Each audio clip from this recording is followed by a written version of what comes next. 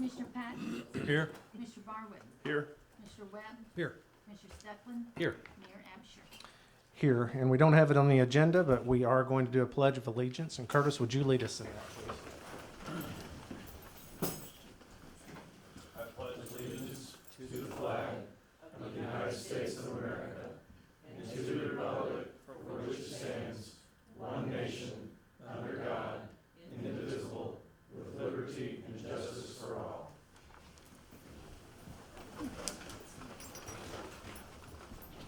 Okay, it brings us to item number 3, which is, item number 2, which is our public comments or audience to visitors. This is the opportunity for anybody in the audience that'd like to address the council, subject to Ordinance 3128. If you don't have a copy of that ordinance, it's up here on the front counter, on the clerk's counter. But so, anybody want to come talk to the council? Second call? All right, that'll bring item number 3, the consent agenda, to the forefront. We need a motion and a second on this, and then we can remove anything if you like.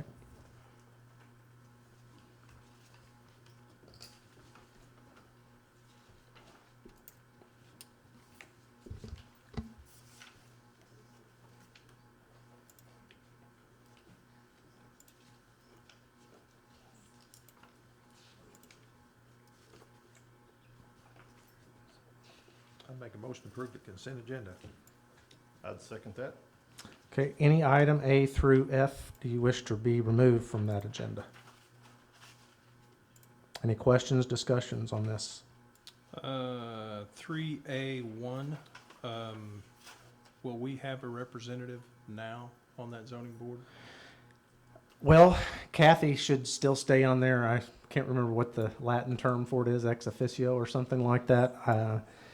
There's nothing, by the way. So you'll still present Yes. to the board? Right, Kathy? Yes. Okay, That's what I thought. all right, thank you. And there's nothing controversial about this, by the way. I just think it's probably poor form to have 2 employees on that appeals board. Any other questions? Roll call, please. Commissioner Patton? Yay. Commissioner Barwick? Yay. Commissioner Webb? Yay. Commissioner Stefan? Yay. And Mayor Absher? Yay. Item 4A, we tabled from last meeting. I actually haven't seen it. Did the Stericks come in and sign this petition? Okay. This is ordinance 3543, which is the same plat that's on your desks here, I think.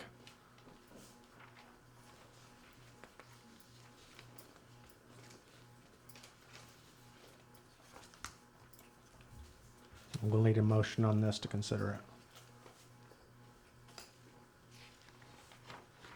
You guys are not very talkative. I will make a motion that we approve ordinance 3543 as presented. I'll second. Any questions? Discussion? I have one question. Are these already part of the city, these 2 plots to these I sides? have no idea. Do you know, Glenn? Stericks, they aren't in the city limits now anyway. Like this? No, this- either side of this part that is being, do you know if these are in city limits? That's what, I'm assuming this is the driveway, right? As you get down there, as you get down the Broken Road, that part of it, this is the Summerfield subdivision. I think he's saying this stuff with these Yeah, hatches that is. are. I just don't wonder, think like, this these are. little piece here would be weird to, if this is city and now this is city, that this little piece is, You need it, you have to have it be contiguous to an existing corporate limits, and the house up there isn't. So you bring that road down and tie in to the part that is. okay. That has to do with just getting them water. Pittsburgh Water wants to get them off their systems. Okay. To connect to Marion, Gotcha. which they gotta have annexed. So they're just wanting to do enough, because that 9-acre parcel, right, Glenn, wasn't in the city. So they Okay. just wanna do just enough to get the house in, so you get, move You the said water. Pittsburgh Water Pittsburgh, this District? really was initiated by Pittsburgh Water. Okay. They really, I didn't even know they wound all the way down there. So Didn't either. It was initially, Sterling was pretty well opposed to it to begin with, but they got moved out to Pittsburgh and City of Marion and Sterling. Okay. Okay, any other questions? Roll call, please. Commissioner Patton, Yay. Commissioner Barwick, Yay. Commissioner Webb, Yay. Commissioner Steplen, Yay. Mayor Absher. Yay. Item 5, pardon me, item 5A, a little bit of a presentation here. I'm going to give you a little bit of a background to this. So Ashley, if you want to come on up.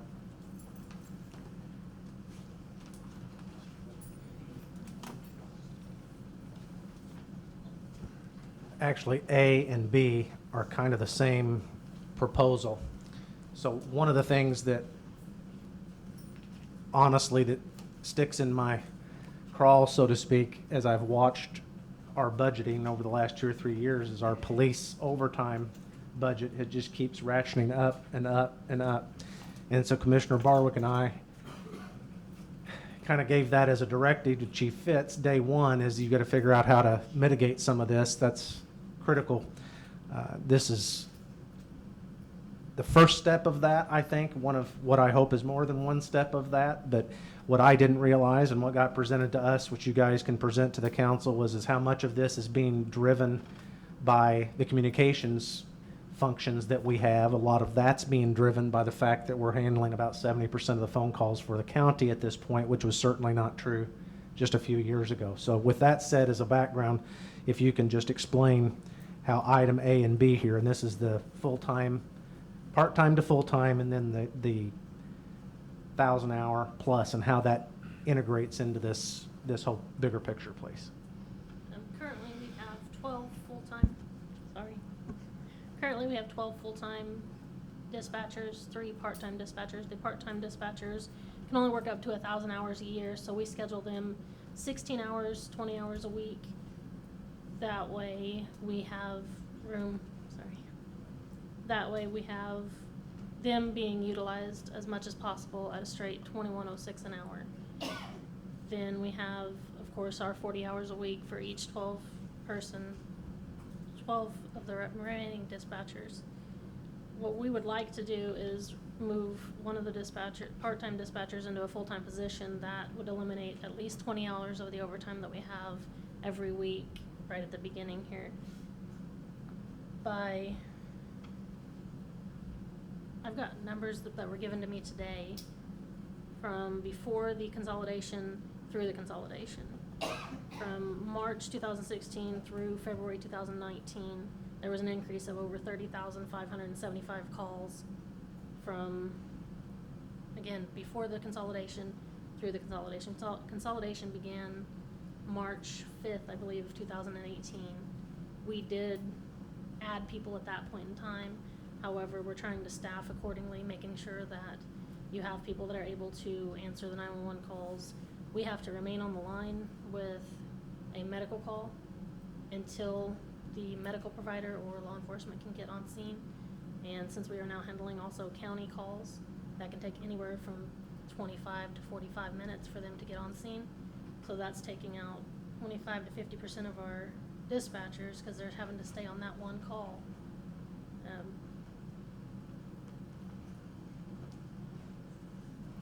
It's all right. It is our job to provide pre-arrivals instructions. It is our job to make sure that the person has the most up-to-date information that is responding to the calls. And by doing that is keeping us on the line. That makes it to where that person isn't able to answer the radio traffic that's going on, the other phones that are going off. And that's if there's only one emergency going on at once, and that doesn't happen very often. What we would like to do is, right now we have minimum staffing that we took from 3 on days, 4 on evenings, and 2 on midnights to 2 on days, 3 on evenings, and 2 on midnights. We tried to do that in order to alleviate some of the overtime that was coming in. However, it's putting a lot of stress on the people that are remaining because we're trying to make up for that one additional person not being there. Making one more person full-time, and then if we are able to move the other ones into a 1,500 position, I'd still keep the part-timers working 16 to 20 hours a week, keeping them under the 1,000 hours there, but then that gives them up to 500 hours to pick up throughout the year at straight pay versus us being forced to come in early or stay over late at time and a half.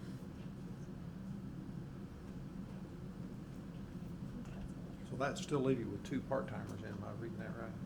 For now, I believe that we were looking to fill that later. If you look at the agenda, there may have been Cody said there may have been a typo on that. We're not looking to eliminate one position. Now, it doesn't mean we have to fill it. We'd like to keep that position there for future. Okay. We have one of our part-timers is still in training. She just started with us about a month and a half ago. So we can't really utilize her as of yet. So we don't want to have 2 people training at the same time, because that's just, they're getting paid to come in and sit with us and learn it, and they can't really help us with that. So by having Emily get all the way through training and then possibly revisiting that other later, it's gonna help with that. And Ashley, if I can, for these other gentlemen's benefit, as we got to talk about this quite a bit. Part of the issue is that we kind of had a hard stop in city employment when we have part-time people at 1,000 hours. Roughly, plus or minus, that's basically the point at which IMRF or pension benefits are triggered. Not necessarily if you go over 20 hours a week, but the moment, in theory, that you go over 999 a year. So we've always had that restriction for any department. So they've been operating under that restriction. We asked them to look at everything and figure out a different way to do that. And so the counterintuitive part of this is that we do incur costs by going from 1,000 to 1,500 hours, or giving them the ability at least to go beyond 1,000 hours, because we have roughly 10% plus or minus, I think, of those wages as IMRF benefits. But the reality is, the math that they proved out is that that's still far cheaper than to pay that overtime hour in lieu of that. So this is a counterintuitive thing that we've not looked at before, and we're actually working more hours, which is relieving some of the stress, hopefully, there that you guys are incurring, but it's costing us less, but we get more hours out of it, more man hours. So they did exactly what we asked them to do, which is remove these artificial restraints, so to speak, and just look at how that would actually prove out math-wise. But the bottom line is it's about a $50,000 a year reduction in our overtime if we'll allow them to do this.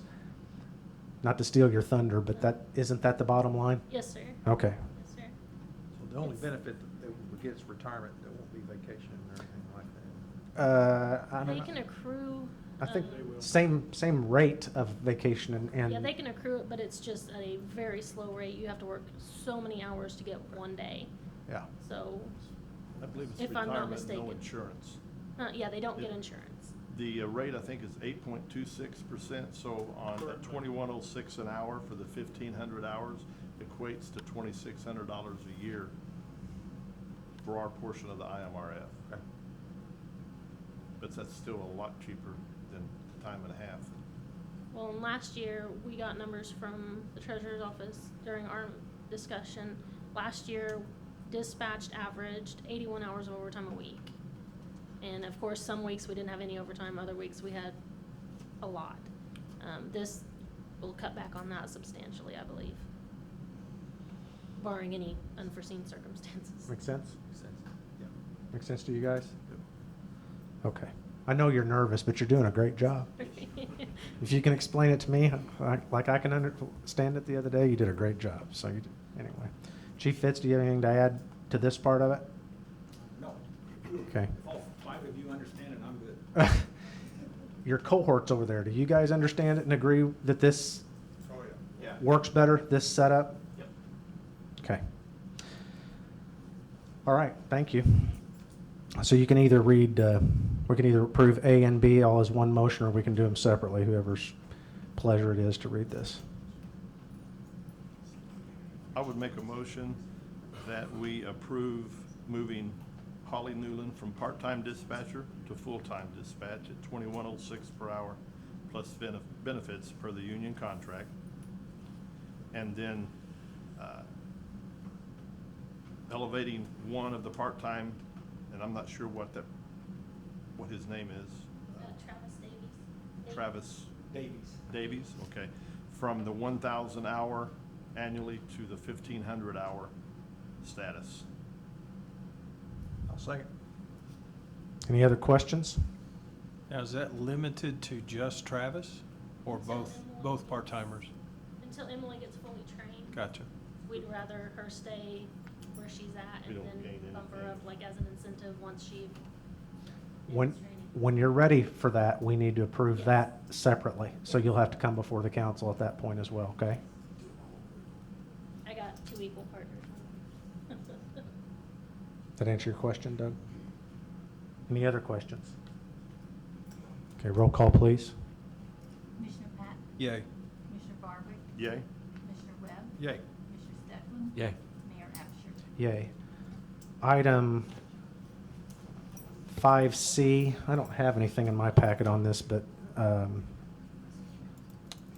approval of bid to purchase 4 SUV police vehicles. My understanding is this was already in the current year fiscal budget? Okay. But I don't have any paperwork on these, so I didn't know. When I arrived at the department, I was informed that we had been approved to purchase 4 new vehicles. And I guess erroneously, not by anyone's fault, but I was told everything was done except for going out and purchasing the vehicles. Okay. Well, that's not quite the case. It hadn't been brought before the council yet, so that's. So we why budgeted for it, but we hadn't actually, That is correct. Approved, okay. It is in the budget. The issue that we have is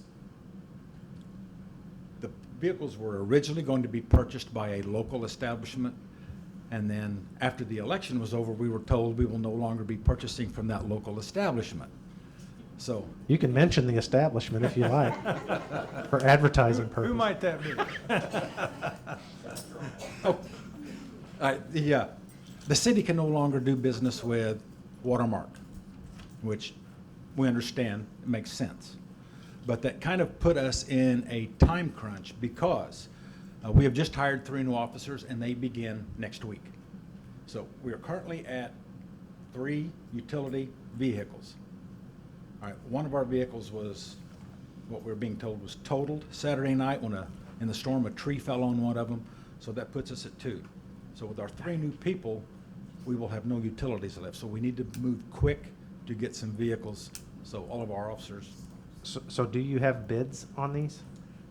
We do not have 3 bids. We didn't have time to do it. I reached out to the closest Ford dealership. Now, for anybody that doesn't know, right now Ford is the only place making a police package, and so that means we can't do business in Marion. So I reached out to the closest place, which was Vogler, and they worked us up quite a deal. Not only are they going to meet budget, they're coming in about $6,000 under budget. They have 2 of the vehicles that we need on their lot today. They're wanting to move those, so he's giving us a special price on those. These 18s or 19s? 19s. Okay. They already have them in stock? Yes, sir. They're sitting on their lot today. And waiting how do those prices compare against the last ones that we did bid out? Do you know? I don't know the last one, but it is. How much are they cheaper. per?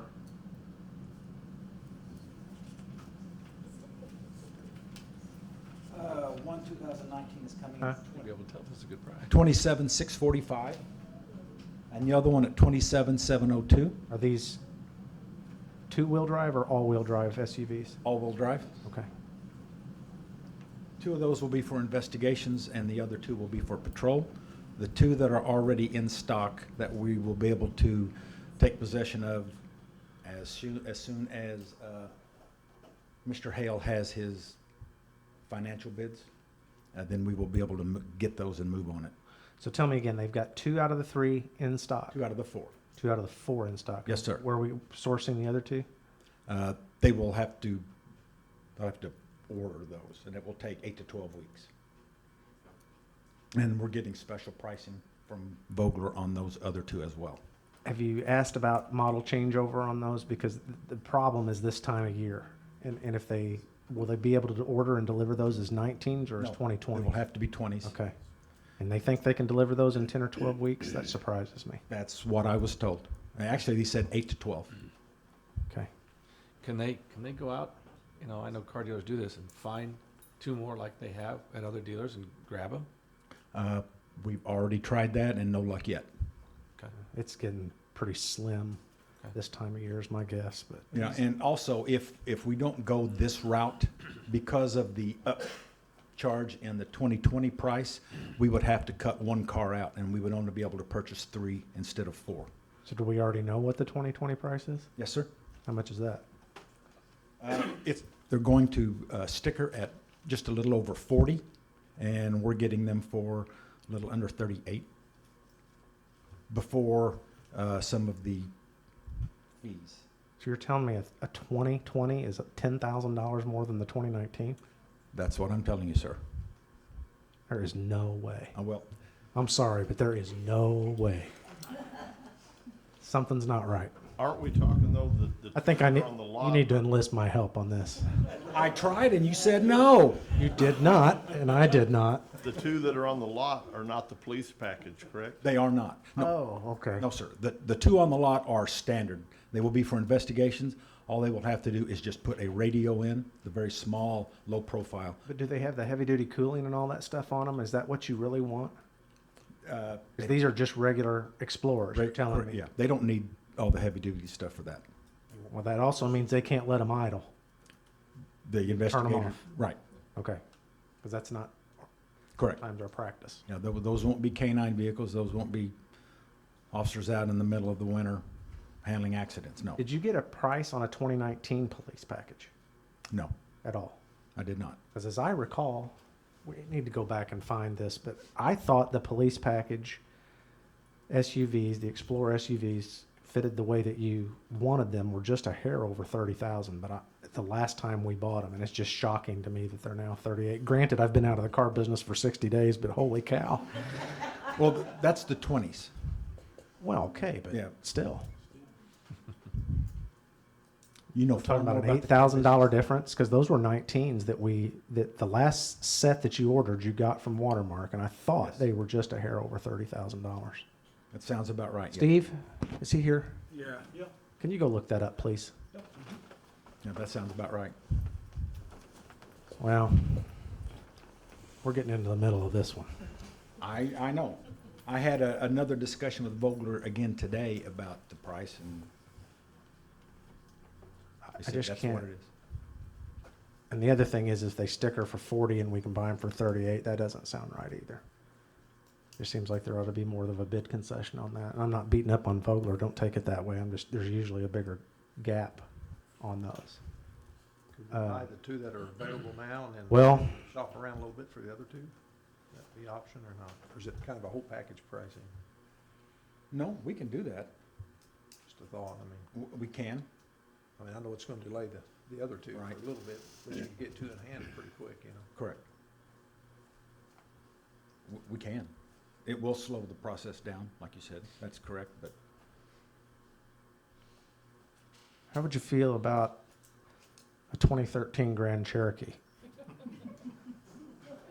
I'm not going to be the one driving it, so. Well, we've got one laying around. I appreciate the offer, sir, but no, thank you, but no. Maybe you don't understand how this works. I fully understand how this works. He's used to it. What are you driving? I'm driving a Explorer. Okay. How do you feel about a 2013 Grand Cherokee? Not too good. Okay. So you don't have a competitive bid on the 2 that are sitting on the ground over there now, though, No, the, sir. the unmarked ones? We do not. And what's the list price on those 2? Do you have that there?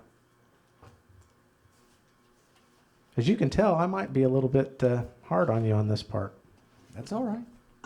One of them is listed at 28,578, and the other one at 29,121. And the reason I told the price difference was one is black, one is white, and they told me that the white, the paint is a little more expensive. 30,000 was the amount. How much? 30,301.94. Well, that's a hair over 30, isn't it? And that was with the police package? Yep. And those were what year, what model year were those? 3341. Those are 19s, are they not? That I don't know. I just looked at I only had the amount on mine. If I look at an invoice, I wouldn't. When did we buy them? I just looked at the amount. It would have been sometime last, summer, fall.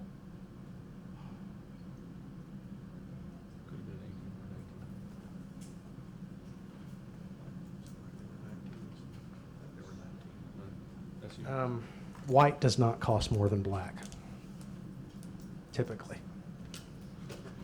But What I know about the car business, you can put in a thimble. I'm just relaying what I was told. okay. If you would like to look at what I have here, I don't want to do it tonight. This is, Any other dealerships have those two type? Because it sounds like that nobody has the police packages or laying around. not just sitting around, you have to But do order that. some of the, like, I'm just saying, Heron, West Frankfort, Mount Vernon have those same Explorers at their Ford dealerships possibly? I don't know yet. We can find out if you want that. Well, I'm just saying, could we preface this and say, you know, that may be a decent price, but we'd still like to look and see if there's other ones out there at the same or better? Chief, tell me again the list price on the 2 units and what they're selling them for, please. The 19s or the 20s? The ones that are on the ground now, not the Interceptors, but the regular ones. One is 29,121. That's list? Yes, sir. Okay. The other one is 28,578. And what are we buying them for? What's the bid? 27,645 and 27,702. Correct. Correct. And those are. That is after the processing fee, title, license, registration. So that's a family car we're buying, basically. 2 of them. Yeah, nothing special. Correct. Can this wait till next Monday? You're the boss. Yes, sir. Well, I mean that practically. I'm not. Yes, it I can. would really like to take a closer look at this. Yes. This does not compute to me. But if you guys feel differently, we need to have a special. I was going to spring that on you later because I forgot to put something on the agenda. We need to have a special meeting next Monday because we did advertise for some property to be sold and we got bids and I forgot to put it on here. It's my fault. Surprise. Yeah, I would say we put this. Is that going to cause you an enormous burden if we wait until we can look into this? I can look into this a little bit better. No, that's fine. You sure? Yes, sir. Okay, so we're going to table item 5C. Maybe in the meantime, maybe tomorrow get a hold of Ford dealership in Mount Vernon and see if they've got anything on the lot comparable to what they've got, and go ahead and see if you can get a bid for the police package. We can do that. The vehicles that we're replacing now for the detectives, do they have the police package on them? No. They're just You're regular Crown Vics. Crown Vics? Yes, sir. Seriously? I'm serious. Old. I'd say We need to they're get old. those replaced ASAP. I understand. I just don't want to pay too much for them. Yeah. I know. So the police package on those two, we don't have to have. No, investigators' vehicles, no. Okay. They really should have no reason to be Yeah. pushing the issue when it comes to getting somewhere quickly. And I'm like you, David. I know about half as much as what you do as far as cars, but it just doesn't seem like that spreads very much. It doesn't to me. Like I said, I'm 60 days out, but I'm not that far out. But I would like to look at it and just make sure that we're getting a fair shake on that, if you don't care. And that won't take me too long, I don't believe, but.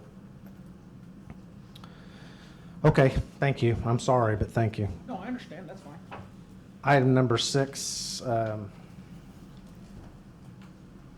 this is as my understanding, an ongoing multi-year project to build a building at the water plant or the water office. And last piece of this is a budgeted item for an 80 by 40 concrete pad in front of the building that we already built last year or the year before. Is that right? Yeah.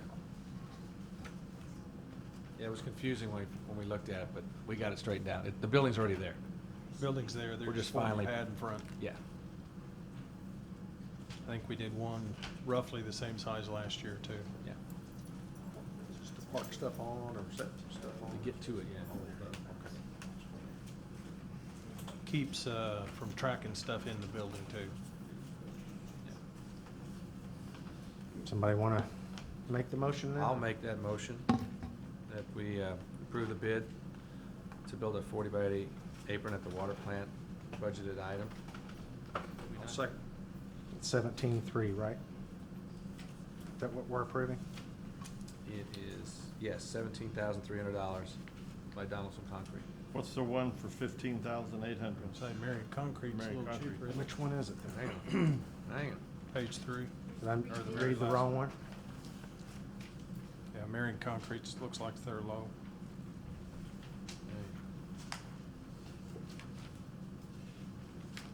Oh. My bad. Restate your I'll restate that. motion, please. All right. I make a motion that we approve the bid by Marion Concrete for 15.8 to build a 40 by 80 apron at the water plant, which is a budgeted item. Sorry, it was on the back page, not the front. Really? Jim, is that your? I'll clerk, yeah. 3 seconds there, whatever. All right. Roll call, please.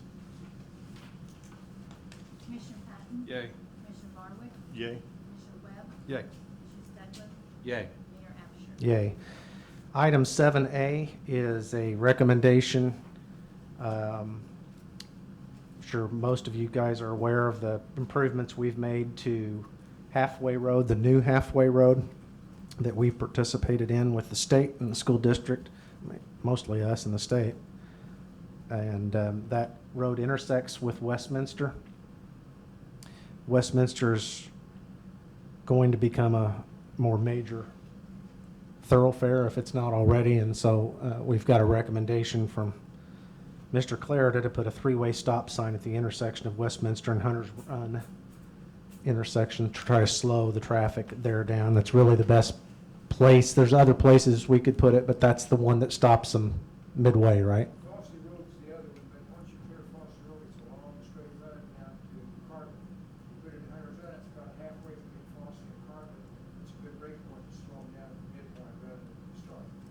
Another issue we thought of is if we put it at Fossey, if you happen to have 4 or 5 cars backed up and somebody pops over that hill, it could be some rear end type accidents. So moved it down a little bit. That was another point. Yeah. Okay. Does this conflict with any future development on the north side there? Does this conflict with any development on the north side there? We'll have to see what happens on the north side. If it may happen, but for the time being, we need it in Hunter's Run. If something develops on the north, we can evaluate and relocate it if we need to.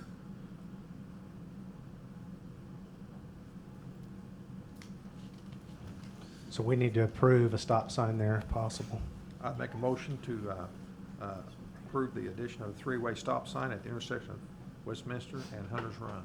I'd second that. Any other questions I or have- discussion? I have a discussion on it. Is there a street light anywhere near that intersection, or will there be one? Street light. There's 2 street lights there as you turn into Hunter's Run. Is there?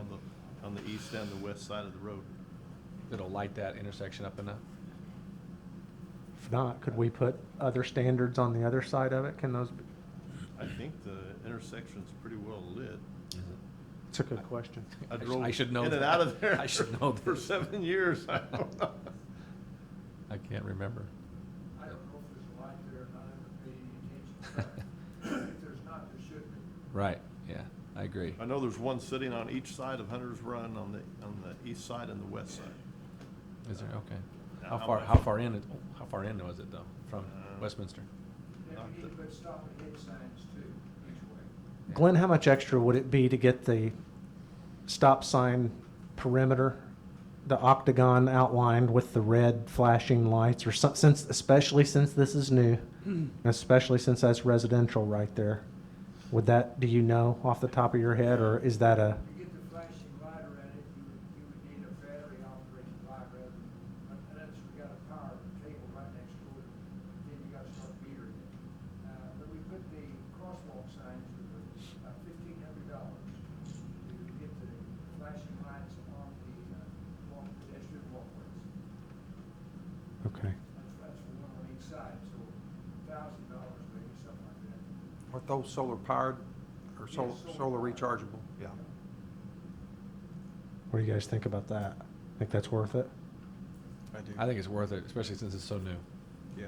Yeah. Don't have to worry too much about lighting then, probably. Mhm. I'm sure you've received complaints, and I've received them also, with the speed of traffic moving down that. Oh, yeah. Yes. And this year, we're going to resurface, Westminster from Fossey over the bridge to the concrete. Right now, it's rough, and we've got to redo some base repair, but we get that done, because it's gonna be over 2 years before IDOT pays that, what we stopped, Fossey Road and tear the underneath bridge in. So for 2 years, it's gonna be hard to keep that existing Westminster in decent shape, so we're gonna overlay it under this year's program. We've added that to it. Okay. And speed will even be more than when that gets smoothed all the way across. Okay, so we had a motion and a second, right? So the understanding is that we're going to install a, I don't know what we call that, a lighted Lighted stop. stop sign or whatever the terminology is. You'll make sure that that's the instructions that, Check into that and get it done. okay. You know, the stop aheads and the stop signs can be that high reflective material too, retro reflective, so that might be something If we, you just put that high reflective material on, and not physically light it up, it's not gonna be $1,000. No, I think he's asking about, in addition to the stop Yeah. sign, the stop. heads, yeah. Now, that can be done very minimally. Yeah, those things really, they light up like they do have lights, they don't. I just don't want somebody, because it's never been there before, to blow through that intersection and cream somebody that's coming out of Hunter's Run. I think it's worth that extra. If that's what it is. If it comes to be materially different than what we're guessing, would you let us know, please? Or let me know? Okay, roll call, please. Commissioner Patton? Yay. Commissioner Garwick? Yay? Commissioner Webb? Yay. Commissioner Stefan? Yay. Mayor Absher? Yay. Item 7B, discuss and/or approve improvements to Forest Court.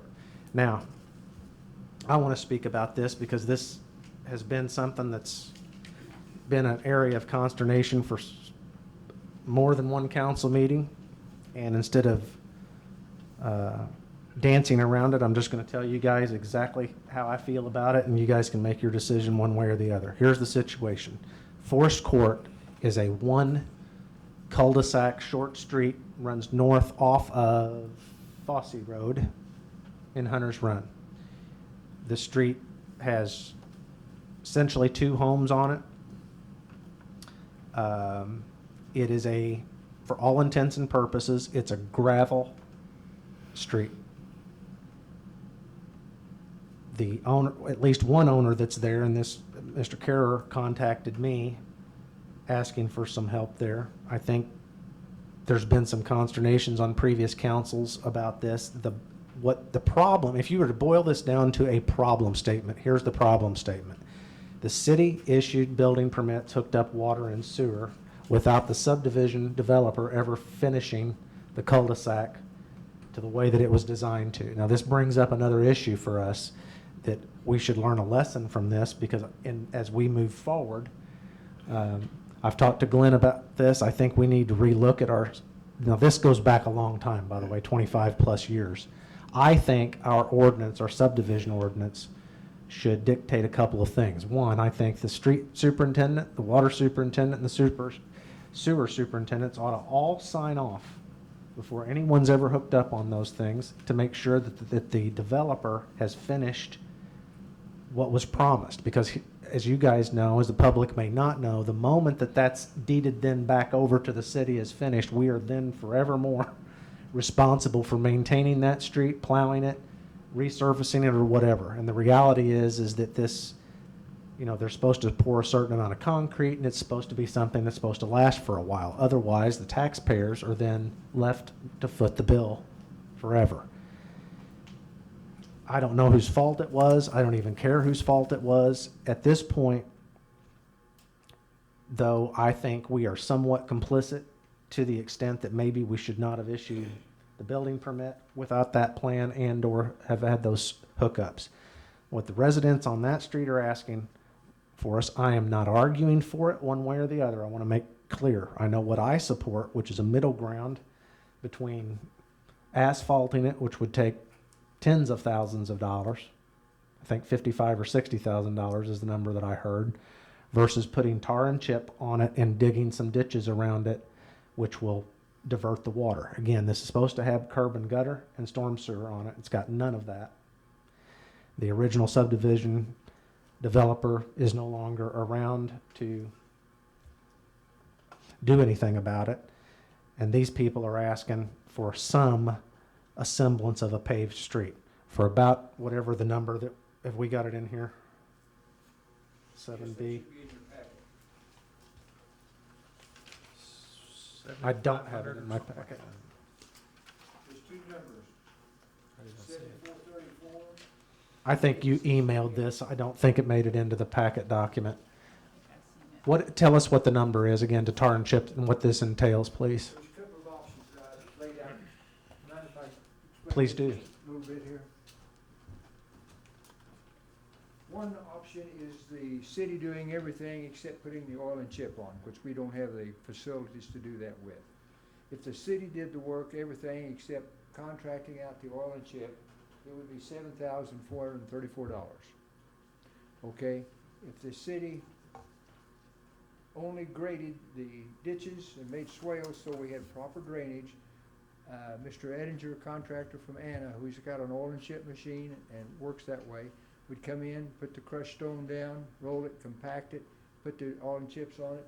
If that's the case, it would be $8,638. So it'd be about a $1,400, $1,200 savings if the city did everything. But then that means they've got to haul the gravel, put it in place. It would be better if it was contracted out and the city only did the ditch work. Now, any improvement you do won't do much good unless the ditches are put in there and you get proper drainage. Jim knows that from county roads.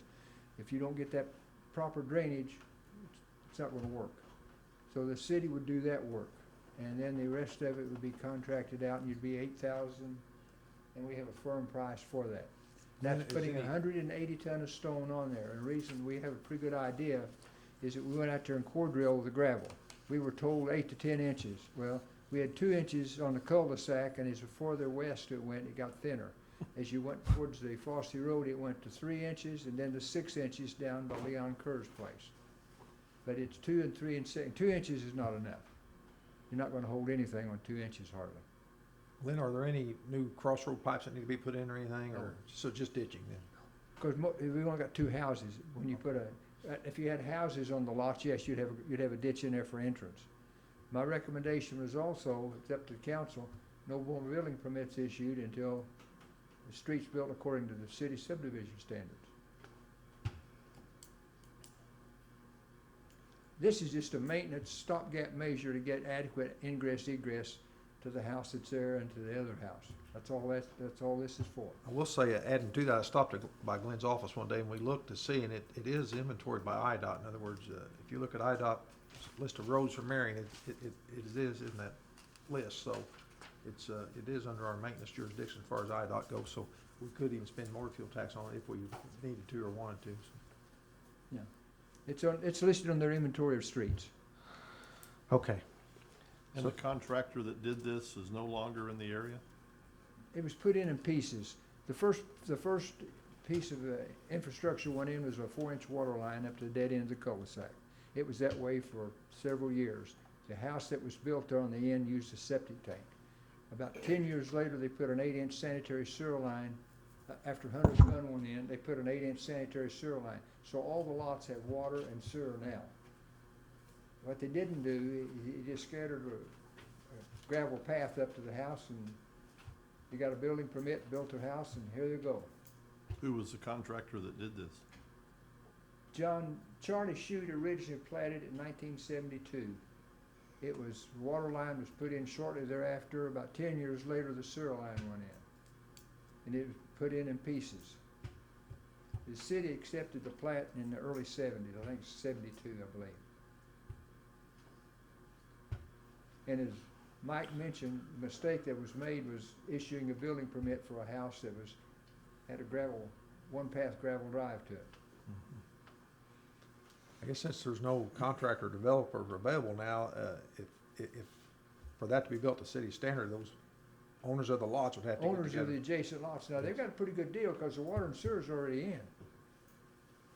And it'd be expensive, but there's 6 or 7 or 8 lots available that could be sold off. And once that Westminster drives through, be a nice subdivision if somebody wanted to finish it up. But that's not I don't think, and I know that's not the city's responsibility. So whoever owns those 7 or 8 lots is gonna sit there until the road gets built properly. Do we know if Chute still own the 7 or 8 lots? You may own one, the Crabtree brothers own most of them, I think.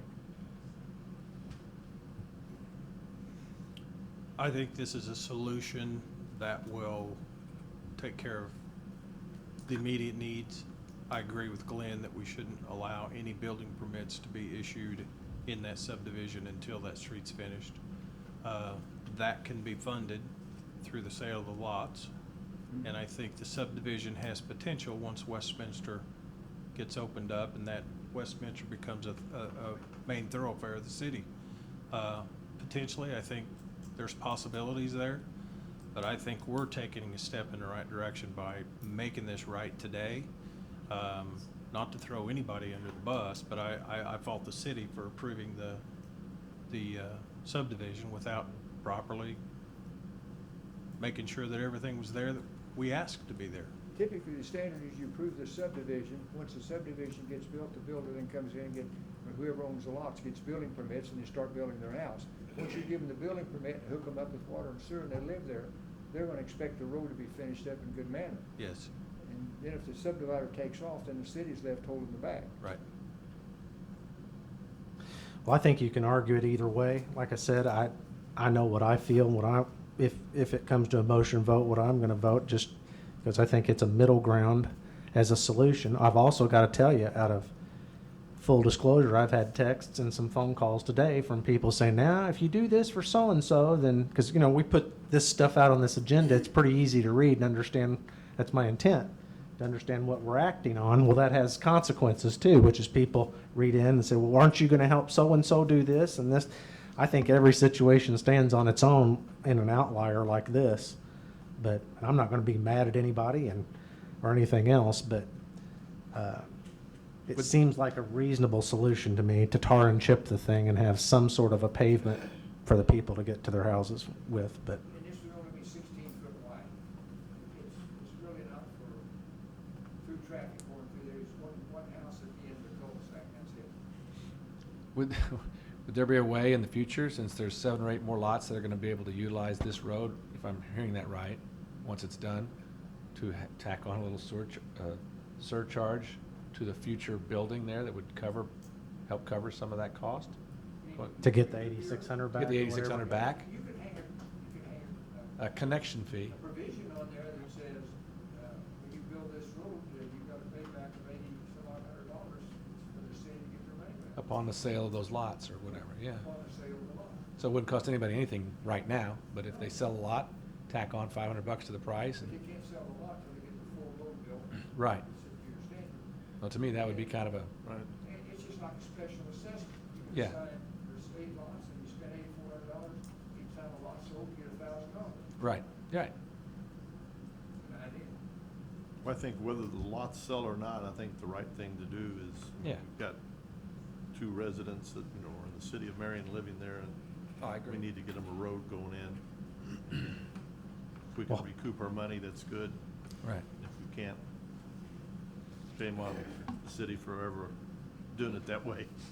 Yeah, I talked to Doug a little on the budget. Of course, that's, one issue. It's a non-budgeted item and, it's not a huge amount of money, but it is some money. And, we think we can dig through and probably do this, but we probably can't do very many more, this year on this magnitude. But, anyway, budget is an issue because it's a non-budgeted item. If you vote on it, we had 2 options. One was the city did some of the work, and one was the contractor did all of it except the grading. Which did you recommend and what was the amount? The city do the grading only and let the contractor supply the stone, roll it, compact it, put it in place, and the city force is only doing the shaping and grading of the ditches. And I'll confirm that. I did talk to Doug and he agreed with Glenn on that because he said what'll happen is the oil chip contractor will say, well, you didn't compact it right, you didn't, put enough rock down. At least it kind of guarantees the project more if he puts the rock down. And Right. he uses a brake on the oil and chipping if he does the whole package versus chip on chipping on. Glenn, what was the contractor and what was the amount on that, so we get our motion right? Heading Okay, 8638. I told you guys on the phone. You did email it to us. It's not in this packet. Unless you guys printed your email out. I didn't. No, I didn't. Is it Eddie? Edinger, E-T-T-I-N-G-E-R, Asphalt Paving, Inc. Jonesboro, Illinois. And the amount, 86, His amount would be $86.38, 8638.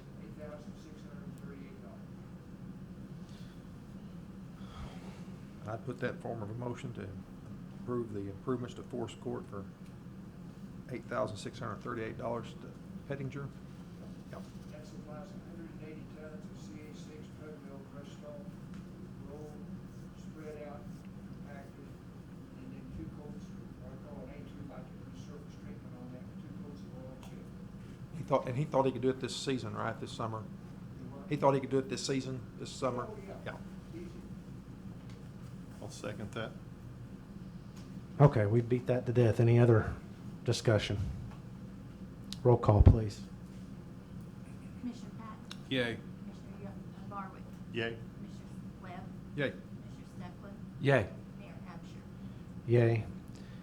Okay, item 8A is an ordinance approving annexation of city property. It's adjacent to the pavilion. As you guys may recall, the previous council agreed leasing some land to Greater Egypt, losing the name, Glenn, Greater Egypt Economic, what, Planning and development. what Glenn said, to build a new building. And in that process, we found out there's a parcel of property that gets back to that even though it's city-owned, is not in the city limits. So it's kind of a housekeeping measure, but that's what item 8A is, that ordinance.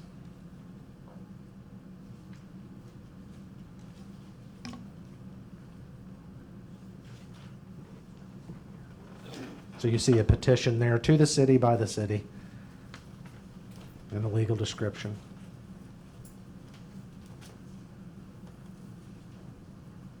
I'd make a motion that we accept ordinance 3545, approving the annexation of city property adjacent to the pavilion. I'll second. Any discussion or questions? Roll call, please.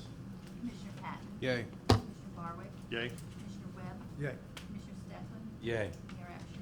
Yay. Item 9A is a continuation, something else I've beat to death that I got to beat to death again, on a or tax increment financing district conflict of interest declaration form by myself. So for you guys and the general public, I'm going to go through this one more time because this keeps changing a little bit. There are two pieces of property that are in TIF districts, that were in TIF districts in the case of one that either, well, in both cases, a company owned and controlled by me owns. The state statute, TIF statute, states that in order to avoid conflicts of interests, that I should declare those even if I get no money from the city as a result of being in that TIF district. In previous meetings, we've removed one parcel, what you guys would know as in the Marion Heights TIF district, where the Watermark corporate building sits on the hill. We have removed that one so that I could have no conflict of interest. My intent was to remove the other parcel, which is where Watermark Ford Hyundai sits. Actually, it's not where it sits. It's a bunch of the land that is adjacent to what is known as the borrow pit that built up Interstate 57. The problem is that to remove a sufficient enough strip of that land, I've got I create a conflict. One, I have to sell it to the city, which creates a conflict because I'm not supposed to sell anything to the city. And the second thing is I could give it to the city, but there's about 9.5 acres involved there. And I'm really generous, but I'm not giving away 9.5 acres. So instead, to comply with the law and the intent of the statute and the spirit of the statute, I'm going to read this, and I will no longer vote on anything that has to do with TIF 1. That's the only way I know to comply with the law and not give away nearly 10 acres of my land, which I'm not willing to do. Everybody understand where I'm coming from with that? So it is who's read the book Catch-22? It's one of those. I'm messed up if I do, and I'm messed up if I don't. So anyway, pursuant to section 51174.4-4N of the Tax Increment Allocation Redevelopment Act, also known as the TIF Act, which is 65 Illinois Consolidated Statutes 51174.4, whatever ETSEQ means. That's a legal term. What's that mean, David? And the rest of it. And the rest of it.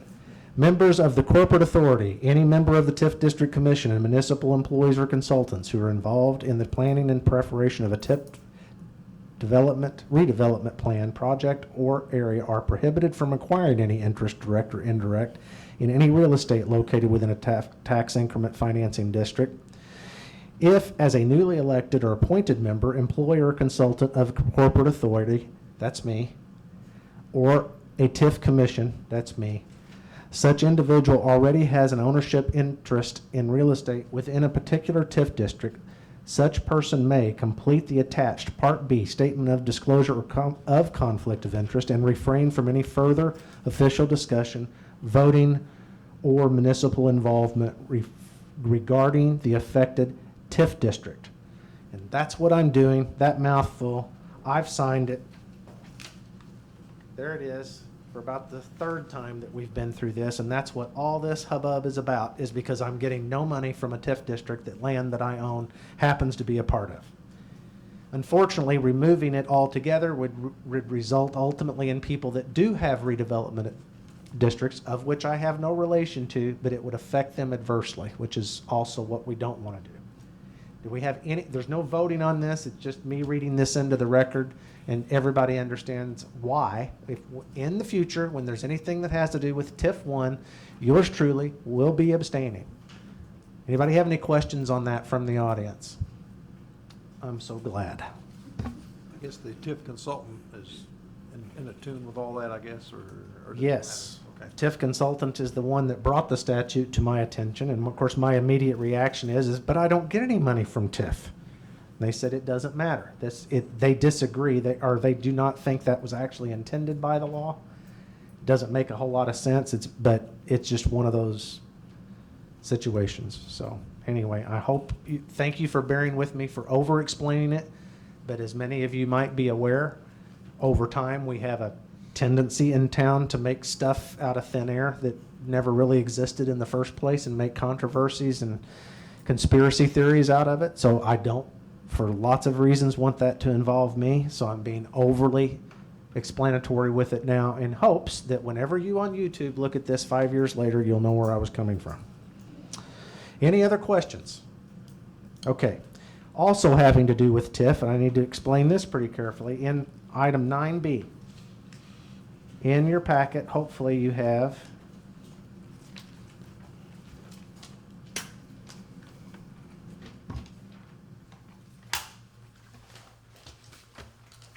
for those of you that are out there, I will pass this around that you can look at. I need it back, though. This yellow area, everybody see this? First of all the other colors are existing TIF districts in town. There's different ones. This isn't all-inclusive, it goes on. This big yellow block is what I'm asking the council to consider. This is kind of complicated. Asking the council to consider to ask our TIF attorneys to investigate whether this area of town meets the blighting conditions that would be necessary to create a new TIF district. In order to do that, we have to sign an engagement letter. This is with Jacobs & Klein, who we normally use for all of our TIF stuff. So, kind of piggybacking off of the last statement that I just made for YouTube. Are you getting a zoom in on that? Okay. I want to explain what I've got in mind for this before this creates all kinds of controversy and conspiracy theories. In my read of the TIF statute, one of the main goals of tax increment financing is to eliminate blight, to help areas of town that need some of the more older and established things, in some cases removed from the situation, which we're going to talk about here in a little bit. What it also does is allows within a TIF district for municipalities to have quite a bit of latitude in creating incentive programs that would allow people to reinvest in their own homes that already exist, allow the municipality to use funds, TIF funds, up and above things like motor tax, fuel to finish streets. It allows you to use some of these things to finish out builds on streets or to repave them or to do all kinds of various and sundry things, which frankly we've never done. We've never used TIFs, one, primarily in a residential section of town before, and two, we've not used them. We used them a lot to incentivize new development, mainly commercial development, but I talked about a lot about this during the campaign because I thought that while I have no issues whatsoever with the growth that the town has had, and I certainly am not one to say that TIF has not been an important catalyst to those things, what I feel is that we have abandoned certain parts of town in the meantime that also need to be reinvested into. So what I'm asking you guys for is to just simply allow, this is my vision of this, this is roughly, for those of you that cannot see this, this is roughly bounded. It butts up against the existing hub TIF, which basically comes up to the square and a little bit down Main Street until just this first row of Main Street until you get to about Virginia Street. What this contemplates is basically extending that, and it's a big chunk of town. But if you guys want to take the time to take a stroll through this part of town, I think you'll all agree that we would love to rebuild certain parts of this town.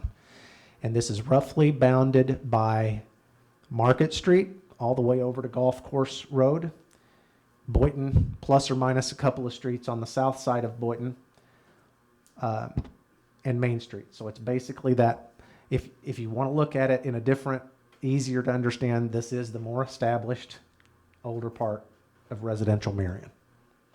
So what I'm not asking us to create a TIF district, I'm asking there are certain tests that have to be tested, and that's far beyond my ability to do that.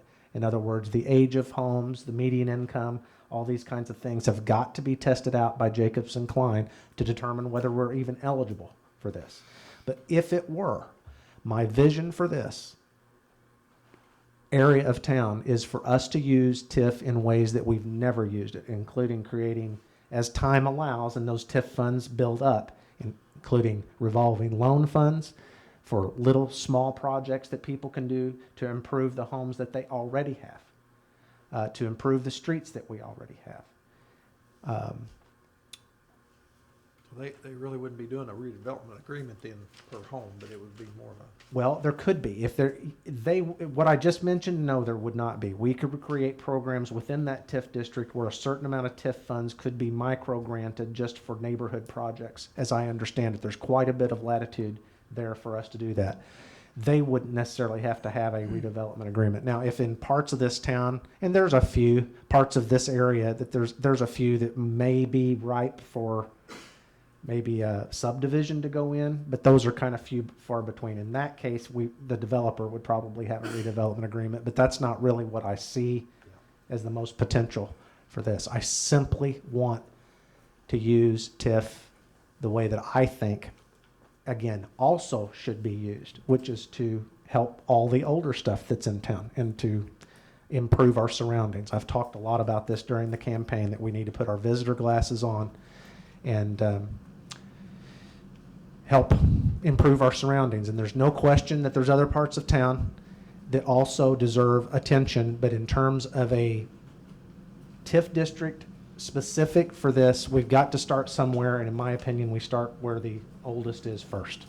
And that's basically where this is at. So again, What item 9B is I'm asking you to allow us to engage Jacobs and Klein to see if this or anything close to this perimeter that I've proposed would actually qualify as a viable TIF district that then we would have to have meetings and hearings on to create. Do we have any idea cost? Cody, did they give us, it seems like it was a couple $1,000s to do this study? Yeah, I think on average they run right around $2,400. Okay. Yeah.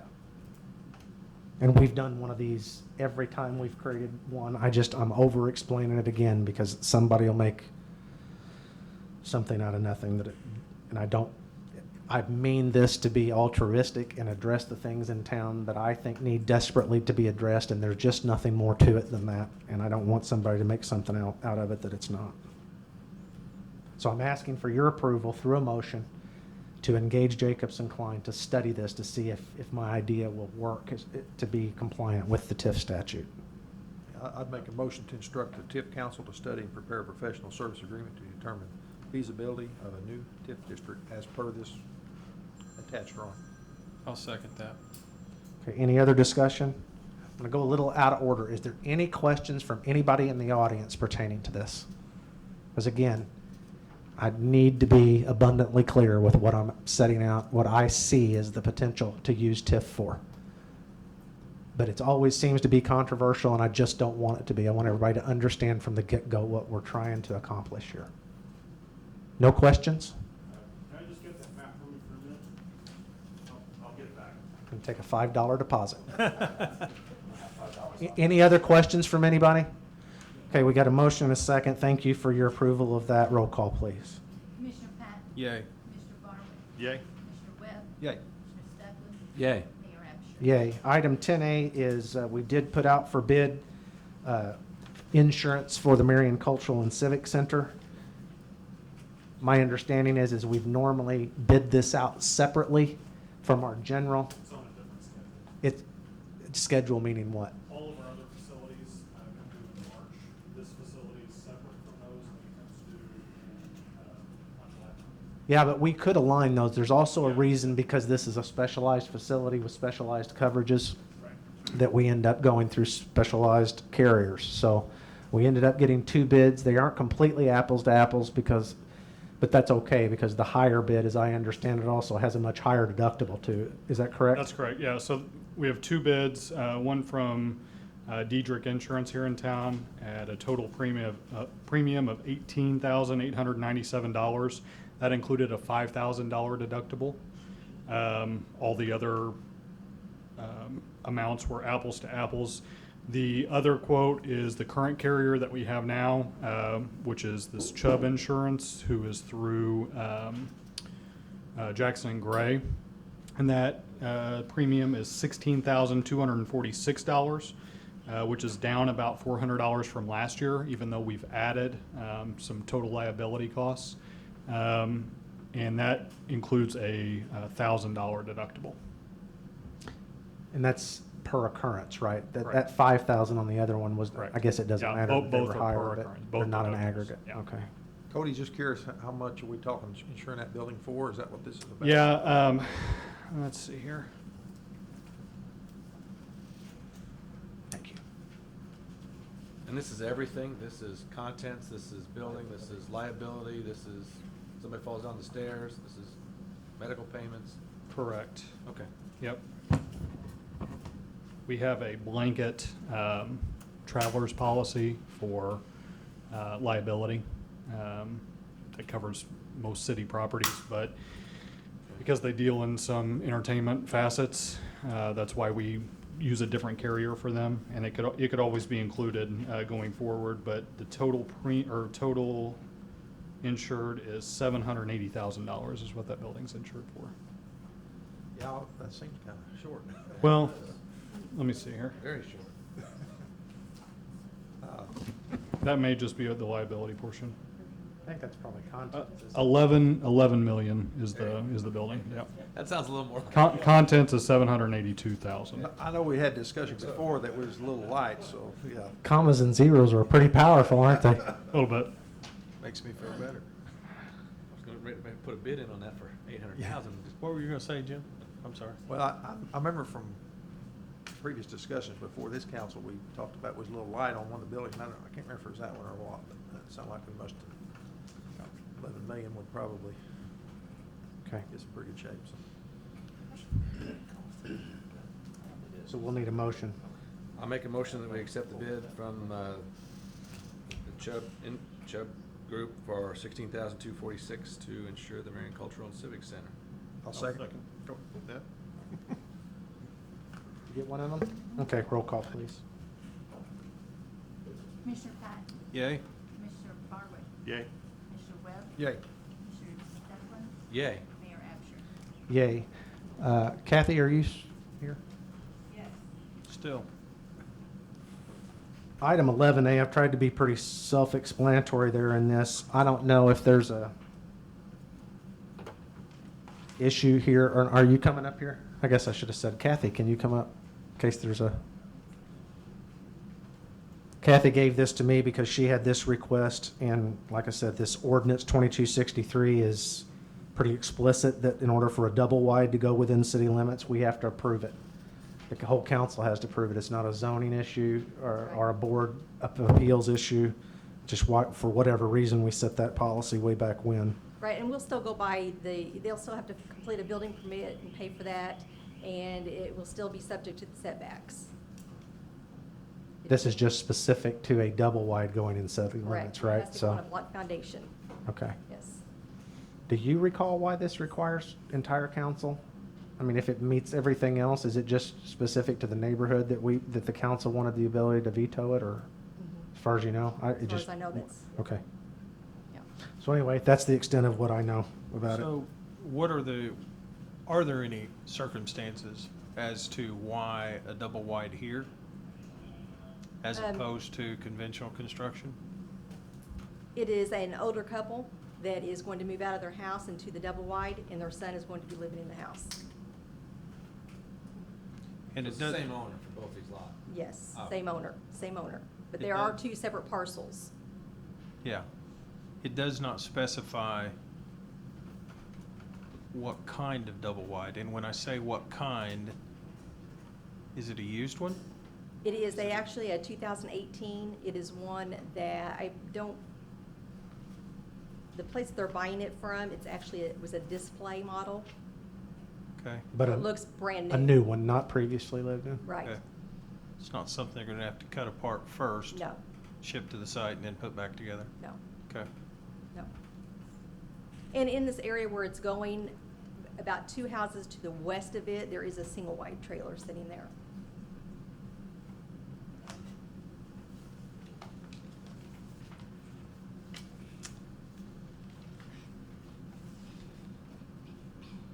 I was just questioning.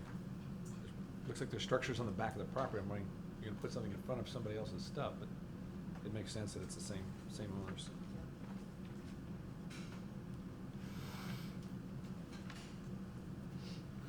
I'd make a motion to allow Harvey and Karen Norris to place a double wide home set on a block foundation at 1300 Morgan Avenue. I'll second that. Any other questions? I have one quick question on that. Is our current ordinance have something against double wides versus single wides in the city? I don't know. Apparently. Is that- Apparently so. Apparently. I don't, And I'm just making sure, I mean, this will set that's a precedent. reasonably old ordinance too. I mean, that's sure it not is. something new. No, it's nothing new. Yeah, that's a very old ordinance. I think a lot of it was they just did not want single wide trailers sitting anywhere. So they kind of wanted to keep those remotely to the trailer parks. Okay. So I mean, our zoning already probably limits where these can be anyway. Right. I would think. That's Yeah, a single wide has to be in a mobile home zone area, But double wides but a don't. double wide they do not. They can be in a R1 only, or They mobile do home. have to be approved by council. Or R2, I'm sorry. Okay, I'm just saying, because Yeah. this will be precedent, Yeah. and so. Well, there's a lot of precedent to this, I think. The previous 4 years, I think we've done 1 or 2 that I remember, so Yeah. this is not, it's, every now and then happens. Sorry. Okay, there was a first and a second, right? Any other questions? Okay, roll call, please. Commissioner Patton,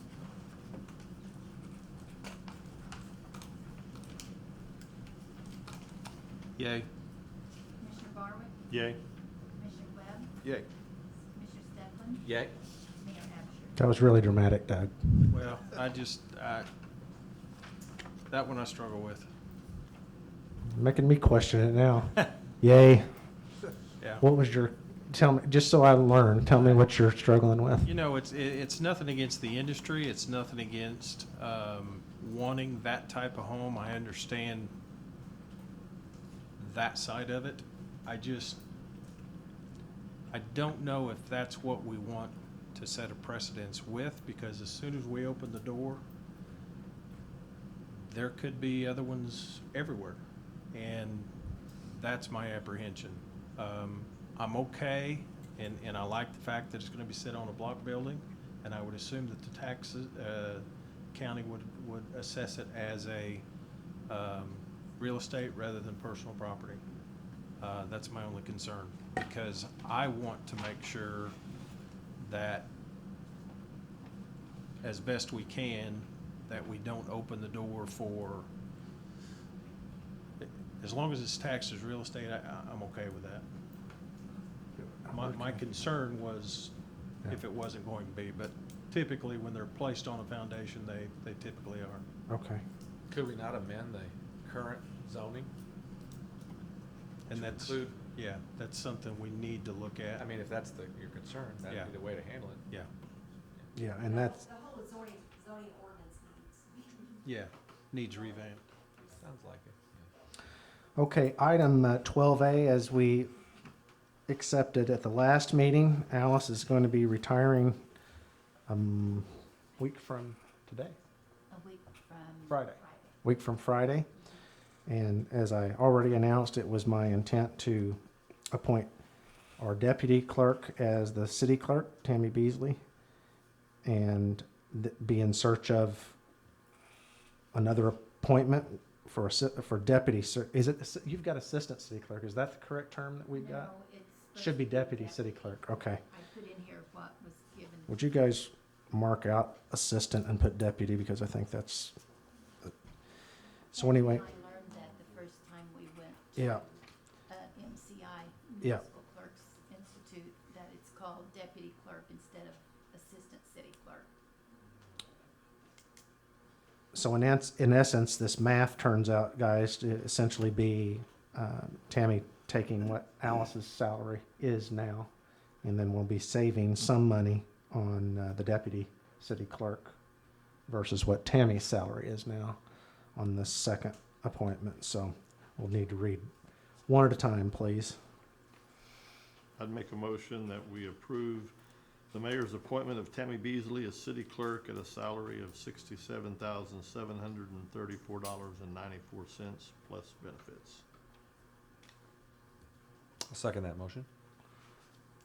Any questions or discussions on that? Roll call, please. Commissioner Patton, Yes. Commissioner Barwick, Yay. Commissioner Webb, Yay. Commissioner Stefan, Yay. Mayor Absher. Yay. Item 12B is, like I just read, essentially, is my recommendation to appoint Amy Fossey as deputy city clerk.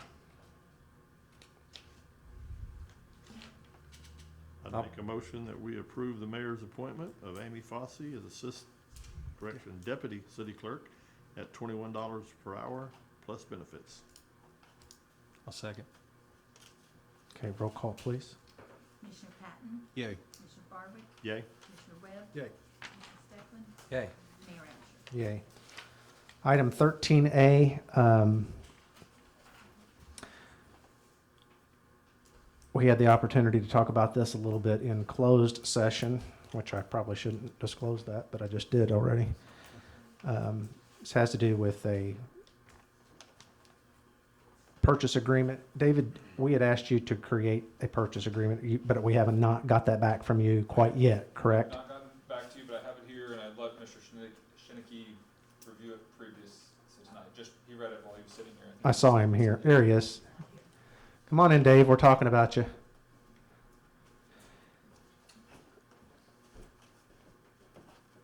So what item 13A is what I'm asking you for, just so that we don't have to delay this until subsequent meetings, not knowing exactly when this gets negotiated, is once it is the language of this sale agreement negotiated, is allow me to execute the sales contract with Mr. Shinneke for this building in the amount of $60,000 plus closing costs. And just as a clarification, just again, where we, and I think this is an altruistic and an intended use of TIF funds, is to use TIF funds to purchase that building. It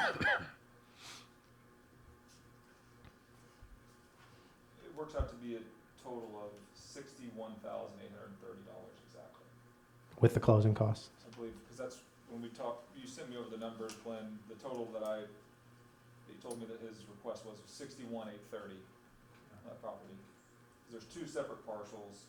I think they were, Well, that, the closing costs may be subject a few dollars here or there. I'd ask a little bit of leeway with that, but that was our agreement with Mr. Shinneke. We would pay closing costs regardless. So that's what I'm asking you guys to approve, is just one David, and he is done reviewing that. Allow me to execute that on behalf of the city.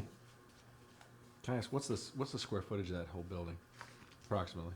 Well, it had I want to say, 80 to 90 lengthwise here. And it seems like it was 45 across. And then there's three floors. 3 floors, okay. I thought it was about 3,500 per floor-ish. 3,500 a floor. That's Maybe it what- might be between 3,000 and 35, whatever that, that's your what it math works sounds out to like. be. Almost but almost like 10 or 11 10,000. thousand square feet plus the basement, whatever that is.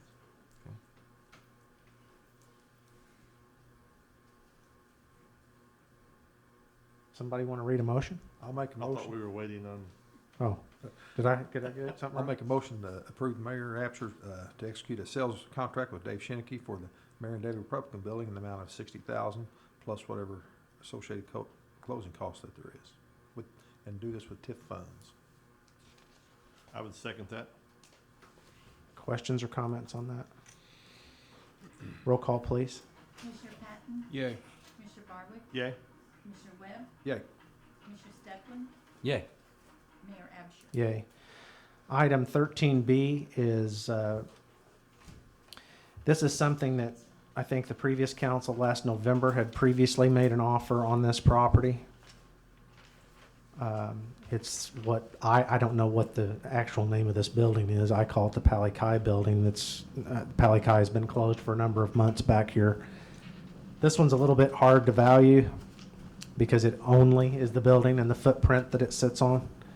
But nonetheless, we believe it can be purchased for the amount that's listed here, and I'm asking if, and if you do want to allow, it's kind of the same thing, as if we'll make that offer. We have not made that offer as of this point, which is a little bit different than what we had talked about earlier on. We knew that going in. We don't know this going in, but this is the offer that we think will purchase the building.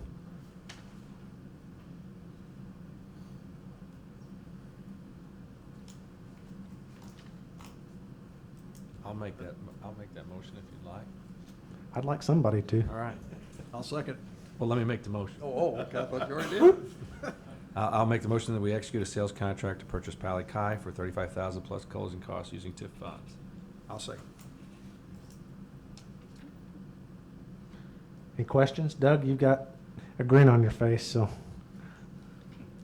No, I don't think I have any questions. If we purchase this, can we force Michael to open it back up and put Pali Kai back? That would be ideal. I kind of missed that place. Yeah. This is another one of those things that ended up being a lot of controversy at the time, as I recall, but. Yeah, this is a tough one, Mayor. I mean, you and I have had conversations, about, cost versus benefit, and that's what I'm thinking of.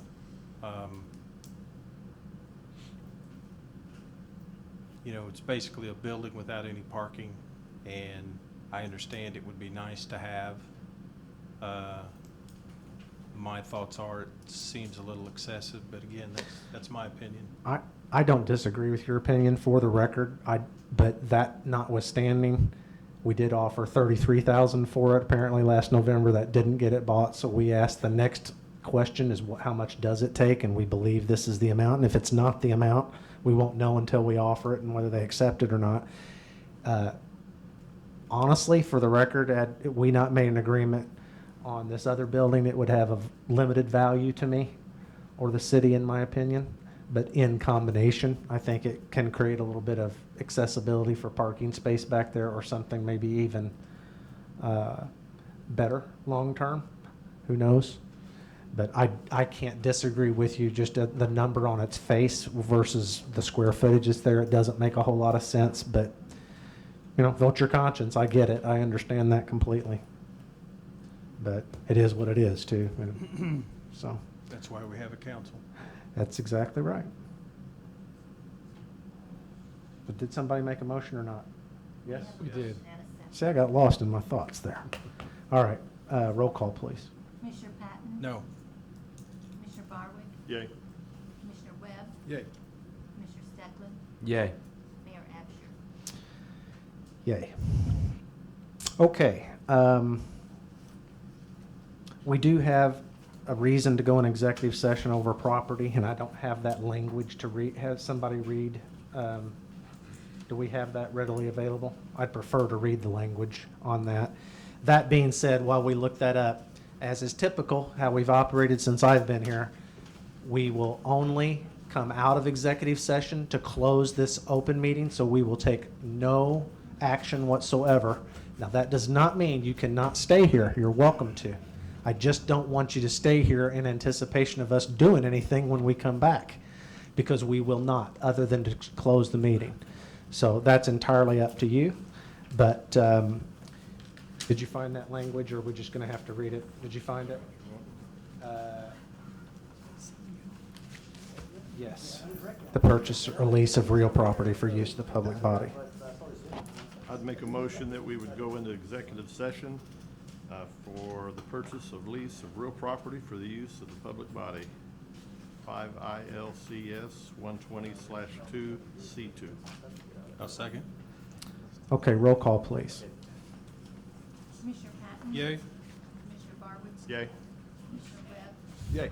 Commissioner Steckland? Yay. And Mayor Absher? Yay. Thank you all for coming. We'll see you next time. We will have a special meeting, by the way, let me announce this, next Monday night. Here's the reason. We had asked for bids and advertised for bids on 2 surplus pieces of real estate that the city currently owns. We got bids back on that, and I forgot to put them on this agenda tonight, and I didn't feel comfortable with trying to just put it on there and it not being advertised that way, so we're going to have a meeting, I guess I should ask, next Monday at, what's the earliest we can have it? 4 or 5 o'clock? Can you guys do that? 4, but I don't know about everybody. Can you do, you can't do that early? Can you do 5? 5:01? Yes. Yes or what? Yes. 5 you can do? You can do 5, because that's at 6. Is that the first? Yeah. Yes, July 1st at 5 o'clock. Can you do that? Yes. It'd be a very, very, very brief meeting, except that we are also going to swear in our new city clerk and deputy city clerk, so we give them some notice for that. So if you guys wouldn't mind to be here to get a quick picture of them to put in the paper, we would appreciate that too. But other than that, that's going to be, as far as I know, at this point, the only business that's on the agenda. Maybe except having to do with these 3 squad cars, if we can figure that out a little bit. 4 squad cars. Okay. Anyway, that's all I have to say about that, said Forrest Gump, so we're ready. Let's go across the hall. 5 o'clock, right? 5 o'clock, July 1st. Just FYI, the next police fire merit board meeting is next Monday. Oh, is that conflict necessarily with our meeting? It will for myself and maybe Commissioner Barber, What time is that? 5 o'clock. Can they wait till 5:15? I thought they were going to defer that for a week, but maybe not. If that's the case, I've not been told that. Okay, we'll figure that out. We'll advertise our public meeting whenever we decide that that's going to be. It's more than likely going to be July 1st at 5 o'clock.